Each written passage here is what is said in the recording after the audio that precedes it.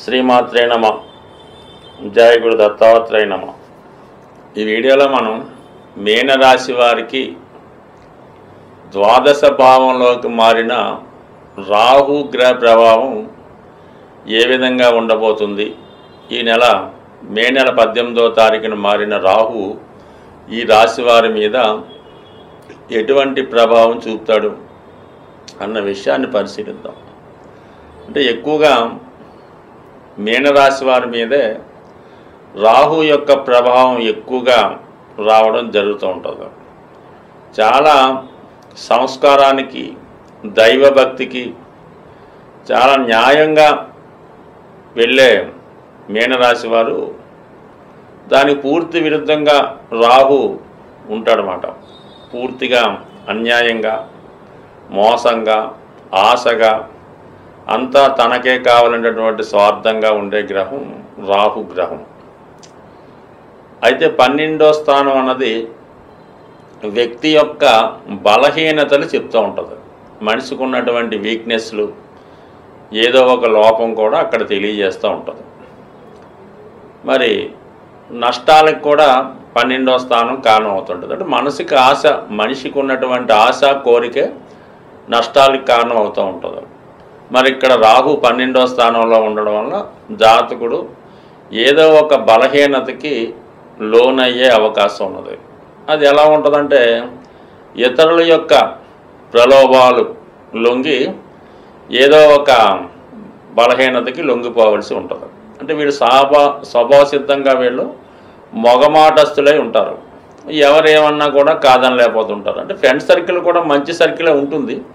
దానివల్ల ఏంటంటే ఎస్పెషల్లీ మీనరాశి, మీనలగ్నం వారు ఏదైనా ఒక పేకాట క్లబ్కి వెళ్ళాలన్నా, ఒక బ్రాందీ షాప్కి వెళ్ళాలన్నా, బార్కి వెళ్ళాలన్నా సాధారణంగా వీళ్ళు అక్కడ వెళ్ళడానికి ఇష్టపడరు. అయితే ఎవరన్నా ఫ్రెండ్ బలవంతం మీద తీసుకెళ్తే మాత్రం వాళ్ళు కాదనలేకపోతూ ఉంటారు అన్నమాట. ఈ మనసులో మొహమాటం వాళ్ళకి చెప్పదు. సరదాగా మా పక్కన కూర్చో చాలంటారు. తీరా మొదటి రోజు పక్కనే కూర్చుంటాడు, తర్వాత హ్యాండ్ కలపడం జరుగుతూ ఉంటుంది. ఇలా నెమ్మదిగా ఇటువంటి ఒక వ్యసనానికి లోనయ్యే అవకాశం ఉంది. కాబట్టి దీన్ని సాధ్యమైనంత వరకు ప్రారంభంలోనే కట్ చేసుకోవడం మంచిది. అలాగే ఈ సమయంలో మీ చేత ఒక రాంగ్ ఇన్వెస్ట్మెంట్ లాంటిది కూడా చేయించే అవకాశం ఉన్నది. అంటే మీ దగ్గర ఏదో ధనం వచ్చింది, మీరు రిటైర్మెంట్ అయ్యారు, లేదంటే ఏదో మంచి ఉద్యోగం, ఆస్తితో ఏదో అమ్మేరు, కొంత డబ్బు ఉంది. అప్పుడు మీకు కావలసినటువంటి బంధువే, మీకు బాగా దగ్గర కూడా మీ బామ్మడితో, మీ ఆత్మీయ స్నేహితుడు ఏదో ఒక మీ చోత ఒక ల్యాండో, ఒక ఇల్లు ఏదో ఒక 70 లక్షలకు ఉంటే మీతో ఒక 1 కోటి రూపాయలకి కొనిపించి దాని 2 కోట్లు వస్తుంది ఒక నెలలో అని చెప్పి ఏదో మొత్తం మీద మాయ చేసి మీతో ఆ ఇన్వెస్ట్మెంట్ చేయించి చక్కగా వారి కమిషన్ వారి జేబులు వేసుకుంటాడు. తర్వాత మీరు ఆ ఆస్తి అసలు కొంచెం బోగస్ డాక్యుమెంట్లో ఇబ్బంది అని తెలిసి టోటల్గా నష్టపోవడం కూడా జరుగుతుంటుంది. కాబట్టి ఈ సమయంలో మీరు ఎవరి మాట అన్నా విని ఇటువంటి స్థిరాస్తులు అవి కొంటే చాలా వరకు నష్టపోయే అవకాశం ఉన్నది.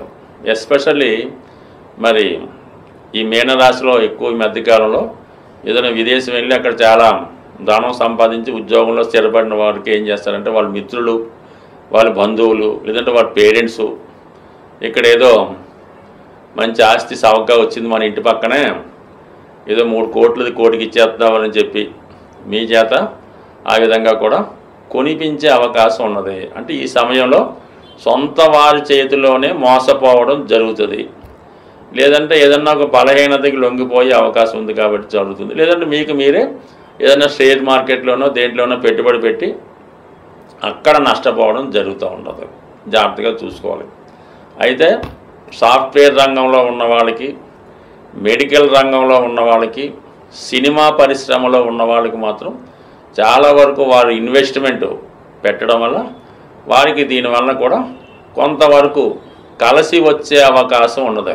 ఎందుకంటే మరి పెద్ద మొత్తంలో మీరు ఇన్వెస్ట్మెంట్ చేస్తారు, అదేవిధంగా దాన్ని మార్కెట్ చేయడం వల్ల మీరు దాంట్లో అయితే ఖచ్చితంగా లాభం పొందలేదు. 1 హాస్పిటల్, 2 సినిమా, 3 సాఫ్ట్వేర్. అయితే దాంట్లో కూడా జాగ్రత్తగానే వ్యవహరించకపోతే లాభం మీకు బాగానే వస్తుంది, కానీ అది ఇతరులు మిమ్మల్ని మోసం చేయడం జరగడం వల్ల అది మీ చేతి దాకా రాకపోవచ్చు.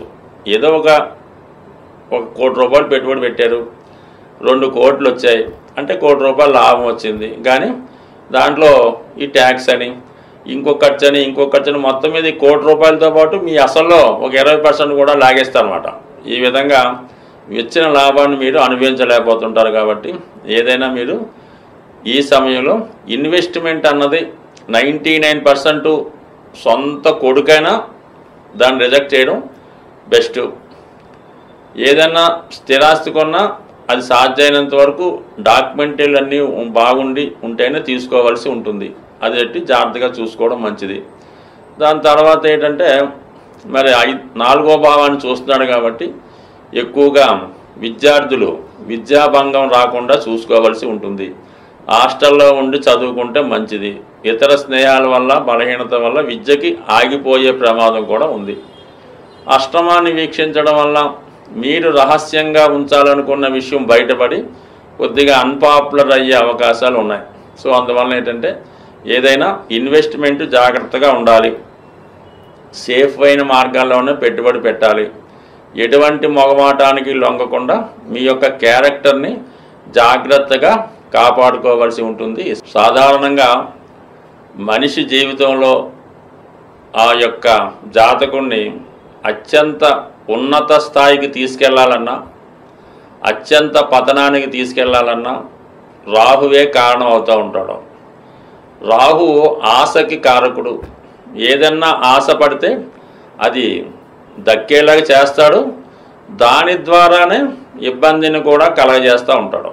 సో అందువల్ల రాహుగ్రహం ఏంటంటే పరిహారాలు చేసుకోవడం ద్వారా రాహుని మనకు అనుకూలంగా మార్చుకుంటే కంపల్సరిగా జాతకుడికి ఒక మంచి ఉన్నత స్థానాన్ని, మంచి నేముని, మంచి ఆరోగ్యాన్ని కూడా ఇవ్వడం జరుగుతూ ఉంటుంది. ఏదైనా పూర్వజన్మలో చేసుకున్నటువంటి పాప పుణ్యాల్ని ఈ జన్మలో అనుభవించే విధంగా రాహు చేయడం జరుగుతూ ఉంటుంది.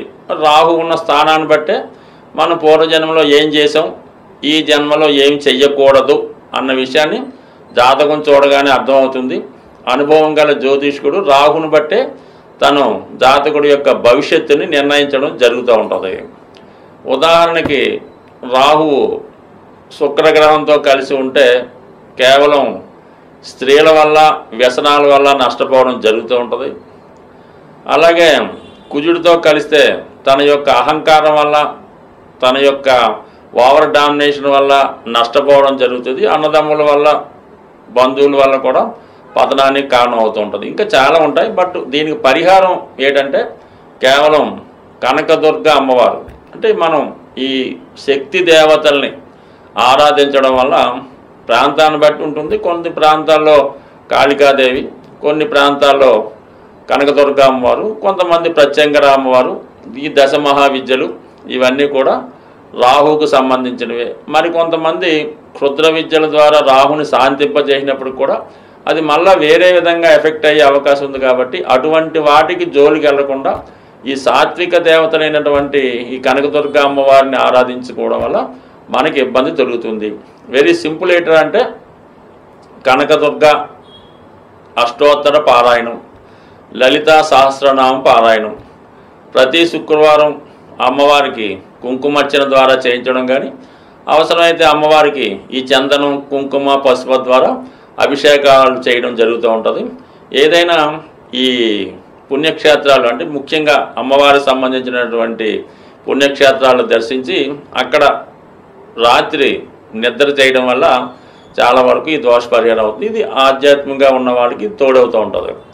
మినువులు రాహువుకి సంబంధించినటువంటి దినుసు కాబట్టి మరి రాహు దోష ప్రభావం ఉన్నవారు మినువుల్ని దానం చేయొచ్చు. దానికి కాకుండా శుభ్రంగా ఈ వడలు అంటే గారెలు అంటారు, వడలు అంటారు, శుభ్రంగా మినపప్పుతో బ్రహ్మాండంగా తయారు చేయించి అది అంటే ఎక్కువగా చేయాలన్నమాట. ఇది 1-2 కాదు చేసి ఏదైనా కొంత అనారోగ్యంతో బాగా ఇబ్బందితో ఉన్నటువంటి బెగ్గర్స్ లాంటి వాళ్ళకి ఒక 8 వడలు శుభ్రంగా మంచి చట్నీతో వాళ్ళకి ఆదివారం కానీ మంగళవారం కానీ వాడు కడుపు నిండా తినేలాగా ఈ మినపగారెలు వాళ్ళకి పెట్టవచ్చు. దాని తర్వాత ఇంకోటి ఏంటంటే అమ్మవారికి నిమ్మకాయల దండ వేయడం ద్వారా కూడా అనుకూలత ఏర్పడుతుంది. ఇంకా కొద్దిగా ఏదైనా ఒక ఇబ్బందులతో, అనారోగ్యాలతో, మానసిక వ్యాధులతో ఇబ్బంది పడుతున్నవారు ఈ పీచుతో ఉన్నటువంటి కొబ్బరికాయ, పీచుతో ఉన్నటువంటి కొబ్బరికాయ శుభ్రంగా ఆదివారం కానీ అమావాస్య రోజు కానీ సాయంకాలం రోజు ఏదైనా నదిలో వేయవలసి ఉంటుంది, విసర్జించి మళ్ళీ వెనక్కి వచ్చేస్తే మంచిది. అలాగే అష్టముఖి రుద్రాక్ష ధరించడం ద్వారా, వెండి చైను మెడలో వేసుకోవడం ద్వారా, గోమేదుకం అనే ఉంగరం వెండిలో చేయించి కుడి చేయి మధ్య వేలి పెట్టుకోవడం వల్ల కూడా జరిగే అవకాశం ఉంది. అలాగే మరి కొంతమంది ఈ నలుపు రంగులో ఉన్నటువంటి కుక్కలకి చక్కగా ఆహారం అది పెంచడం, వాడిని పెంచడం కూడా చేస్తూ ఉంటారు. అది కూడా ఈ రాహుగ్రహ అనుగ్రహానికి తోడవుతుంది. అలాగే కాలభైరవుడు అనే శివుడి రూపాన్ని కూడా ఆరాధించడం వల్ల కూడా ఈ రాహు ప్రభావం నుంచి బయటపడే అవకాశం ఉంది. అలాగే ఏంటంటే బాగా విపరీతమైనటువంటి చర్మ వ్యాధులు, అలాగే కొన్ని రకాల వ్యాధులతో బాధపడుతున్న వారికి మీరు అంటే వైద్యం చేయించవచ్చు, మీరు వారికి సేవ చేయొచ్చు, లేదంటే వారికి ఏమైనా వారి సదుపాయాలు కల్పించడం వల్ల, అలాగే వృద్ధాశ్రమంలో ఉన్నటువంటి రోగులకి ఎవరైతే వారి పనులు వారు చేసుకోలేకుండా ఉంటారో వారికి మీరు ఏదైనా సేవ చేయడం ద్వారా మీకు రాహుగ్రహ పరిహారం జరుగుతుంది. వీటన్నిటికన్నా అటు గొప్ప పరిహారం ఏంటంటే మరి అనాథలు ఎవరైనా చనిపోయినప్పుడు హాస్పిటల్లో వాటిని బయట అంటే కొద్దిగా ఈ అనాథ శవాల్ని దహన సంస్కారాలు చేయించగలిగితే జన్మల్లో చేసిన పాపం కూడా కంప్లీట్గా మీకు దోష పరిహారం అవుతుంది. ఏదో ఒక అటాచ్మెంటు, ఏదో ఒక రుణం లేకుండా మనం అటువంటివి చేయలేకపోతుంటాం. కానీ కొన్ని వినడానికి చెప్పడానికి ఇబ్బందికరంగా ఉంటాయి, కానీ అవి ఆచరణలో చాలా మంచి ఫలితాన్ని ఇవ్వడం జరుగుతాయి. కానీ అది అందరికీ సాధ్యం కాని విషయం. ఏదైనా భగవంతుడి యొక్క అనుగ్రహం ఉంటేనే కొన్ని పరిహారాలు మనతో ఆ భగవంతుడే చేయించి ఆ పాప కర్మల నుంచి మనం బయటపడే విధంగా చేయడం జరుగుతూ ఉంటుంది. జాతకుడికి ఇంకా కర్మ ఉంటే ఆ పాపాలను చేసుకుంటూ అలాగా ఇంకా పాపాన్ని పెంచుకొని ఇంకా భ్రష్టుడు అయ్యే అవకాశం ఉంది. బట్ ఏదైనా రాహు యొక్క అనుగ్రహం పొందడం అంటే సాక్షాత్తు అమ్మవారి యొక్క అనుగ్రహం పొందడమే. అది ఎంతోమందికి సాధ్యం కాని విషయం. కొంతమందికే మన రామకృష్ణ పరమహంస లాంటి మహా గొప్ప వారికి అటువంటి సాక్షాత్కారం జరిగింది. కాళిదాసు ఇటువంటి వారు ఈ రాహుగ్రహ అనుగ్రహంతో మరి మంచి ఖ్యాతి గడించడం జరిగింది. స్వస్తి.